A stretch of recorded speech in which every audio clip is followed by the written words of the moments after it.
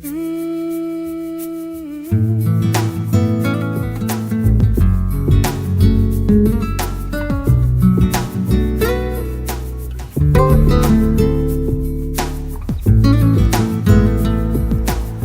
to Mark Eaton Garden Centre with this edition in November of Green Fingertips. We're here with Mark Smith. So, what is it today? Well, Liz, we're going to be talking about free plants. Everybody likes something for free. And because we're in November and it's that time of year now, we should be sort of splitting herbaceous plants. Right. Okay. And splitting herbaceous plants was one of the first jobs that I had when I worked in horticulture. It was really satisfying. It was a good way of bulking up stock of plants. So if you've got a really nice plant in the garden that you want more of, or you want to give to your friend, now's the time to do it. Plants around about now in November start to go dormant, they're not growing, so you can happily dig them up or start splitting them and dividing them. Now, there's only a certain group of plants that you can actually split, which are herbaceous perennials, which are the ones that usually die back down to nothing in winter and come up again in spring. They're the ones that you can actively split. You know, we had the other month where we had the Hebes, and we was taking cuttings of Hebes, where you wouldn't be able to split that because that's classed as a woody perennial. Right. So it's got a woody stem, so you couldn't actually split that. So with herbaceous perennials, now I couldn't dig any of these up because we haven't got any that are able to be dug up in here at Mark Eaton. But what we have got, and this tends to be old nurseries used to do this at this time of year, is to bulk up their stock ready for the spring, is you would get a plant. Now this one's Niphophia, which is red hot poker. This is a new variety. Now the thing with them is you're not allowed to split them for commercial benefit. Right. You know, the PBR, we talked about Yes, PBR. yes. This is exactly the same with herbaceous splitting. This is PBR, but I'm going to split this just for the purposes of the TV. We're not going to sell this plant, so we're just going to split it. So what we would tend to do, and this is great, when you've got it in a pot like this, it's nice and compact. When you dig it up from out of the garden, it's got a great big root ball, much bigger plant, and that's what you have to do with herbaceous plants anyway. You have to lift and split and divide because they get a little bit too big and woody. So this is almost, I mean, it's begging to be split. Now you could use a really big chopper like this, but that's a bit overkill. But that's the kind of knife that would use years and years ago. So you can't just pull it apart. Would it ruin the? You might damage it if you can see, because there's quite a lot of roots there. There's quite a lot of roots, and if you was Would to it still be the same if it was planted outside a pot? Yeah, it would be easier if it was planted in the ground. It's not, the roots don't go round and round and round, so you could potentially split it. So you could try and tease it apart. If it feels like it's giving, then you could.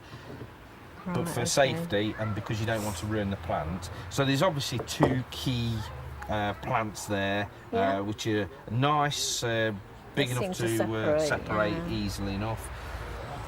So we get a sharp secateurs and start to cut, and now you can feel the crown. And the crown is at the top, and ideally what you're trying to do is get even amount of plants and the even amount of root for the plant to survive.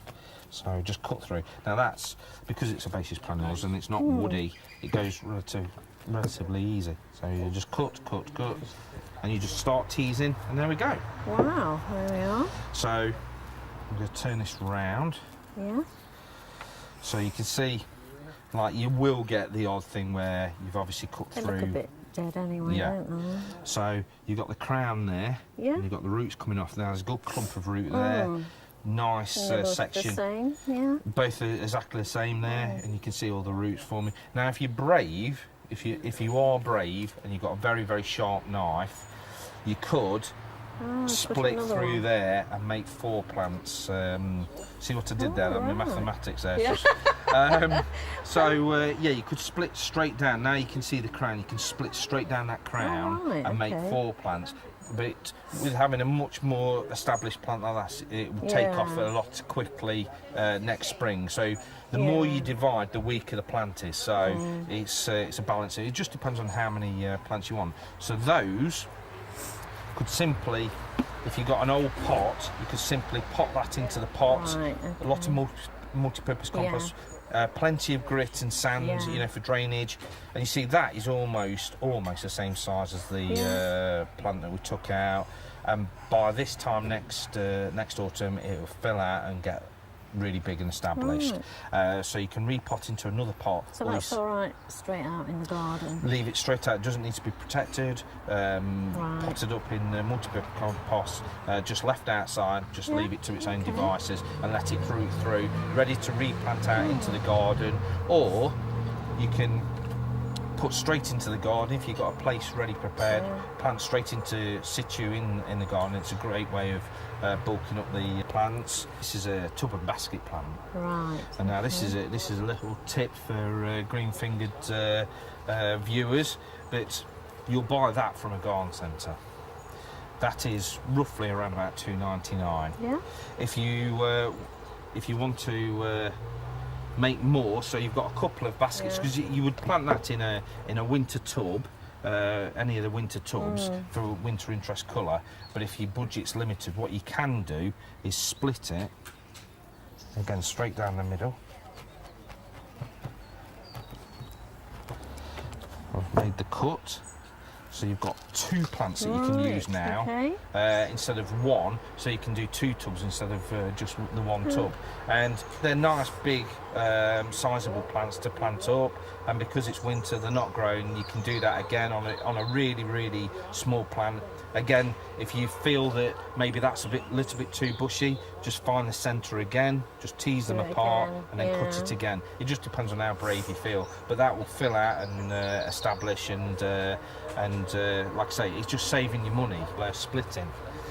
Alstroemeria, very expensive plant to buy. What I've done here just before we came on air is I trimmed it all back, because there's lots and lots of foliage here, so I've trimmed it all back to make it nice and even.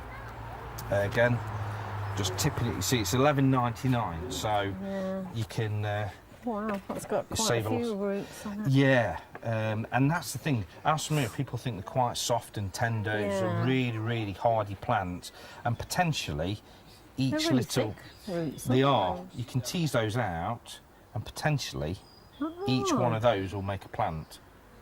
So it's very easy to propagate. So you can split these even more. You can split these even more. It doesn't really matter about this top. This top section doesn't really matter. The main thing is this root. So I'm just going to use the big knife just to. And that's why a sharp knife is pretty good. So I've cut down. Now I think it's not got many shoots on that side, and a lot that side doesn't matter. It's all about that root, and that is the key thing, the root. And then you can split again, and again, it will fall apart a little bit, but it's all about you've still got the roots those pieces there. Don't worry about the tops, just the. They are different because they go like into bulbous bits at the end. The bulbous bits are the parts that will make the plant. I mean, they're forming again more bulbous bits. So you've potentially got about 4 or 5 plants there, really. But you see, that was $11.99, and you're saving money. I mean, we'll cut that into well, potentially it could go into 4, and you could plant that up. And again, by this time next year, it'll make a really full, big plant of about 2 to 3 feet across. So.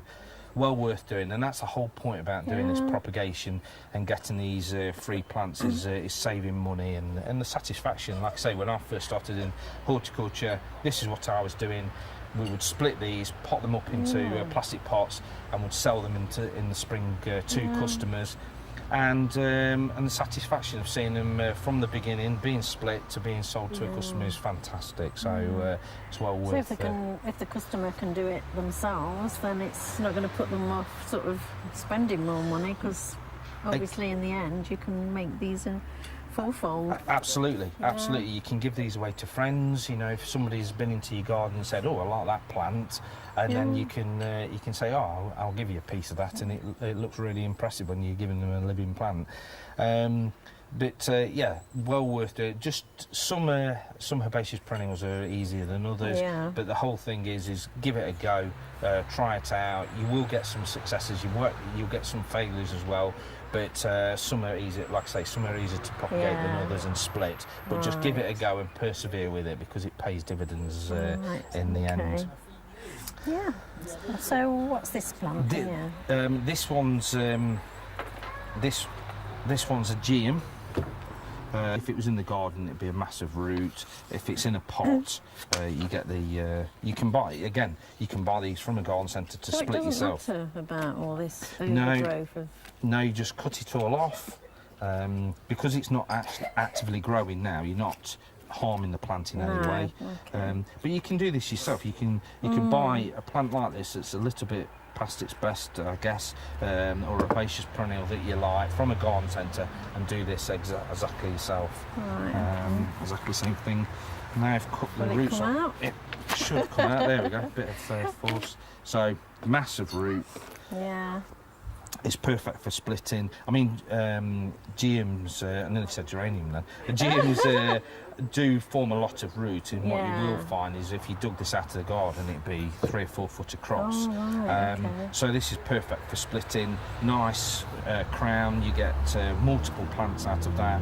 If you, I don't know if you can actually see, if you... Yeah, they are separated. There's a separate plant there, and there's a separate plant there. So if you get a very sharp knife in between there, you can actually cut out little sections, which I'm going to do. So you don't have to cut it all the way through, but so long as you get, and then it's almost like cutting another section out there. It's almost like cutting a cake. I don't think so. No, my cakes aren't that hard. So then, if I've cut it through enough, I mean, again, different herbaceous perennials will grow differently and form these little. That's why you use a knife and not a pair of secateurs, because you can get really. But you see, it's coming out. It's coming out. You have to be a little bit brutal. There we go. So a little plant on its own, and then as you can see, there's plenty more plants in there. So from that one plant, you're looking about 10 or 12 plants. So it's well worth doing. But that's just one. You wouldn't plant that straight out in the garden and put it in a little sort of 9 centimetre pot, 10 centimetre pot, and pot it up and just let it root through first, and then plant it out in the spring. You can do it from November right the way up to the middle of February, depending on what the weather's going to be like. So there's quite a big window there, but definitely give it a go. Okay, so we've got a few plant pots here. Yeah. So these are frost-free? They are frost-free. There's two different materials here. This is a regular sort of terracotta. That's really heavy. Very, very heavy. I've noticed that's a lot lighter. Yeah. This one's terracotta, but a thick terracotta, so it'll stop the frost from getting into the plants. It's got plenty of drainage. There's really big drainage holes at the base. You don't want water sitting around in that. But that's traditional terracotta, just formed of, this is salt glaze, so it's a very rough finish, but it's frost proof. Now this is a little bit lighter, say a little bit. Looks like it's got a wood effect on the sides and front there, but this is what's called fibre clay. Now fibre clay is a resin mix with clay, and they mix it together, form these shapes, and the great thing about fibre clay is you can have wood effect, lead effect, stone effect, just by using different techniques. But it's completely frost-free. It won't crack in the frost. Plenty of drainage holes in there, because squares are quite difficult with the frost, because with the round pot, the frost will go round and it's got nowhere to stop. but if you get frost in the corners, they tend to split on the edges, on these corners here. Okay. So that's why fibre clay is particularly good, especially for square pots. But it's a new product, and you start to see more of fibre clay appearing soon, all different shapes and colours and sizes, but a really, really good product. It'll eventually overtake terracotta. Yeah, definitely. That's what you need. Yeah. And also, if you don't particularly like that colour, or you get fed up with that colour and your colour schemes change, with fibre clay, with certain paints that you can buy from DIY stores, you can actually repaint it. And you still get the same texture, but you get a different colour finish, so it's well worth. That's a good idea. Well, we've talked about splitting plants and the pots, so can you tell us about the plant of the month? Well, the plant of the month this month, personal favourite of mine, and because we were talking about herbaceous perennials and splitting herbaceous perennials, another herbaceous perennial. These are evergreen. This is heuchera, and as you can see, I've just got two different varieties here. One with a gorgeous plummy red leaf with a silver veining in, and then the orangey leaf. They come in a vast range of colours: yellows, reds, greens, oranges, and yellow, and it's evergreen. So you'll have that all the way through the year, nice and compact. Just plant, leave and forget about. There's no real maintenance with these. I mean, you can split these, but they stay very, very nice and neat and compact. They do have a flower on. They're great for bees and butterflies, little flower spikes, and these start flowering about the end of July right through to the end of November, December time. Beautiful plant, great for a container. You can use in winter displays, great for the border. You would mix these up with herbaceous perennials just to, because most herbaceous perennials tend to be a green leaf, so you would plant a few of these just to mix it up in and give you extra. These aren't the ones that spread? No, these stay very, very compact. They make about 1 foot to 2 foot across and only a couple of inches high. So they're very nice and neat, and like I say, ideal for a container. And they're evergreen as well. So heuchera is the plant for November. And what about the jobs of the month? Jobs for the month, if you've got any plants that have finished flowering now, sort of autumn flowering herbaceous perennials, or the tail end of summer perennials, prune those back very, very low, almost to the ground, just to take off any old shoots and any seeds that you don't want it to self-seed. It just neatens everything up and ready for the spring and makes it nice and neat. It's a pleasant time to do it, cut them all back. So just take off any old flowers and any old foliage. Also, autumn and winter lawn care. It's important to start spiking the lawns with sand and putting sulphate of iron over the lawns to kill any moss. Scarify, where it gets up any old debris off the lawn, so stops the moss and the weeds for next year, and just gives you a better lawn next spring and summer. But you do the hard work now, and it'll pay dividends next spring and summer. So when do you actually stop mowing the lawn? When it stops growing. Last year it was about December time. So because it was very, very mild. Is it always better to give a bit of growth? Yeah, leave it sort of, not don't go as low as you would in summer, just a couple of notches up on the level of the lawnmower, just so if it is quite damp, it won't score the lawn, if you're going too low. But yeah, autumn and winter lawn care with your sand and sulphate of iron, and spike the lawn as much as you can and get that sand in there. And you do that now. Next year, lovely lawn. It's something that you will have to do every year, and you'll get to a point where your lawn becomes absolutely lush. But it's always well worth keep doing and keep the process going. I'll have to make an effort then. Yes, and you'll get a lovely stripy lawn next spring and summer. Oh man, never looks that good. But how can the viewers get in touch with you? Well, they can call us here at Mark Eaton Garden Centre. The telephone's number's on the screen as we speak, and then you can find us on Facebook. We do regular updates with Facebook every week. you can see what we're doing at the garden centre. We're approaching Christmas now, so it's an exciting time. So you'll see all those things appearing on Facebook, and also you'll see the Facebook page for the tea rooms as well. We've got very good tea rooms here at Mark Eaton. And you've got a grotto underway. We've got the grotto underway, and also as we've been filming Green Fingertips right the way through the year, we've been slowly the build up to the tea room extension, where dog walkers can sit and relax, and undercover here at Mark Eaton Garden Centre. Unusual room with the umbrellas and the ants crawling up the wall. We've had some great comments from people, but that's fully open now. So when you come to visit with your dogs, we've got a dog-friendly place where you can sit and enjoy a cup of tea and a slice of cake.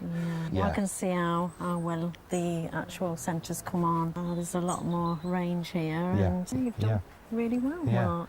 So if you've got any questions, any problems with the garden, you can either send them into the Facebook page, or you can contact Burton TV on their website, and we can answer those problems on future shows. Right, okay, Mark. So that's the end of Green Fingertips, and we'll see you next time. Got his chopper with him.